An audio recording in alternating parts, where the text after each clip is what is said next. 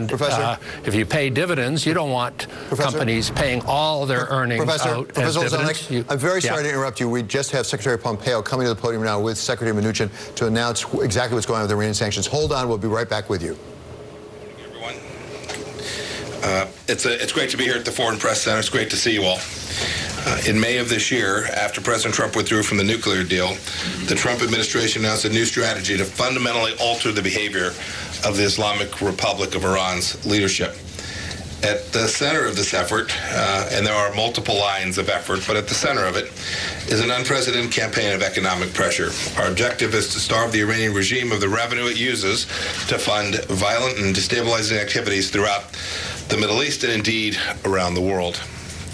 Our ultimate goal is to convince the regime to abandon its current revolutionary course. Just look at what happened last week. Denmark announced that it uncovered an Iranian regime assassination plot on its own soil. The Iranian regime has a choice. It can either do a 180-degree turn from its outlaw course of action and act like a normal country, or it can see its economy crumble. We hope a new agreement with Iran is possible. But until Iran makes changes in the 12 ways that I listed in May, we will be relentless in exerting pressure on the regime. As a reflection of that resolve, today we're reimposing all sanctions that were previously lifted under the nuclear deal. This includes sanctions on energy, banking, shipping, and shipbuilding industries. Since the Trump administration came into office, we've done 19 rounds of sanctions, targeting 168 Iranian entities. Today's sanctions will accelerate the rapid decline of international economic activity in Iran since the implementation of our strategy in May. Since that time, since back in May, over 100 companies have withdrawn from Iran or canceled plans to do business there. It should be noted that if a company evades our sanctions regime and secretly continues sanctionable commerce in the Islamic Republic, the United States will levy severe, swift penalties on it, including potential sanctions. I promise you that doing business with Iran in defiance of our sanctions will ultimately be a much more painful business decision than pulling out of Iran and it being connected to Iran entirely. More than 20 importing nations have zeroed out their imports of crude oil already, taking more than 1 million barrels of crude per day off the market. The regime to date, since May, has lost over $2.5 billion in oil revenue. We have decided to issue temporary allotments to a handful of countries, responsive both to the specific circumstances and to ensure a well-supplied oil market. The U.S. will be granting these exemptions to China, India, Italy, Greece, Japan, South Korea, Taiwan, and Turkey. Each of those countries has already demonstrated significant reductions of the purchase of Iranian crude over the past 6 months, and indeed 2 of those 8 have already completely ended imports of Iranian crude and will not resume as long as the sanctions regime remains in place. We continue negotiations to get all of the nations to zero. Additionally, today, 100% of the revenue Iran receives from the sale of oil will be held in foreign accounts. Iran can only use this money for humanitarian trade or bilateral non-sanctioned goods. Speaking of Iran's nuclear program, we have decided to grant narrow and temporary waivers that permit the continuation of 3 non-proliferation projects currently underway.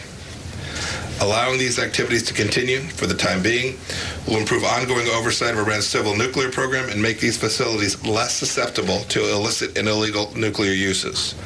Rest assured, Iran will never come close to getting a nuclear weapon on President Trump's watch. I will now turn it over to Secretary Mnuchin. Thank you. Today, the United States is executing on the final actions to withdraw on the Obama administration's fatally flawed Iran deal. This morning, we will fully impose sanctions on the Iranian regime.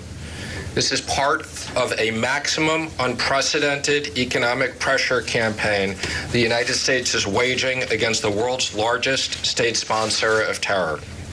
Today, we sanctioned more than 700 individuals, entities, aircraft, and vessels as part of Treasury's largest ever single-day action targeting Iran.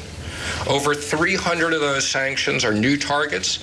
In addition, we are relisting hundreds of individuals and entities that were previously granted sanctioned relief under the JCPOA. These powerful sanctions directly target Iran's banking, energy, and shipping sectors.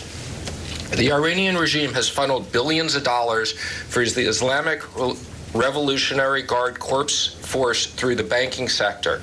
Today's designation includes 50 Iranian banks and their foreign and domestic subsidiaries in connection with Iran's regime's support for international terrorism, proliferation of mass destruction, or their means of delivery and human rights abuses.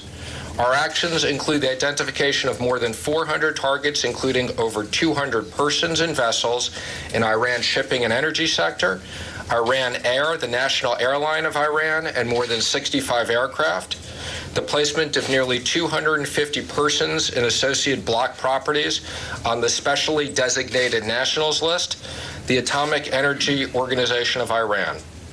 Over the last 5 months, Treasury has implemented some of the most impactful sanctions ever seen. Combined with the previous actions, more than 900 Iran-related targets have been sanctioned under this administration in less than 2 years, marking the highest ever level of U.S. economic pressure on Iran. We are making it abundantly clear to the Iranian regime that they will face mounting financial isolation until they fundamentally change their destabilizing behavior. Iran's leaders must cease support for terrorism and end destructive regional activities immediately.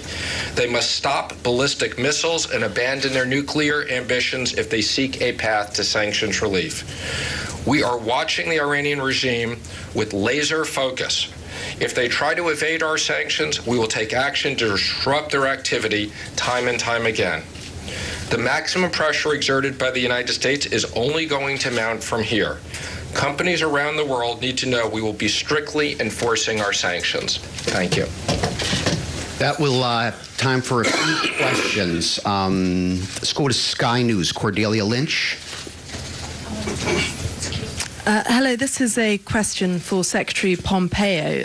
The President invoked Game of Thrones when he was discussing sanctions.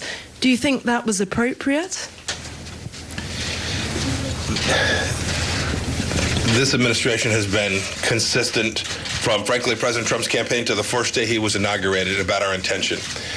We understand that the Islamic Republic of Iran presents a threat to the United States of America, and we are determined to stop it. And, you know, much has been made about this Game of Thrones. Qasem Soleimani responded, and I haven't seen any of you comment on that. This is a man who has American blood on his hands. He's killed American soldiers, and that's not funny. And the actions that the Islamic Republic of Iran are taking are not about little silly things that people get wrapped up here in Washington, D.C., but about very serious matters that impact all of Europe, all the Middle East and the world, and our young men and women who are in harm's way today. Thank you, sir. Next question. You've just been listening to Secretary of State Mike Pompeo and Treasury Secretary Steve Mnuchin reimposing sanctions on Iran. Some very harsh words spoken. 700 companies, people, entities, and vessels will be under sanctions. The interesting part is that 8 countries received some temporary waivers, China included in that. That was a surprise. And 2 countries reportedly ended all imports of oil from Iran, and they will continue to not import anything going forward. Well, joining us now from London,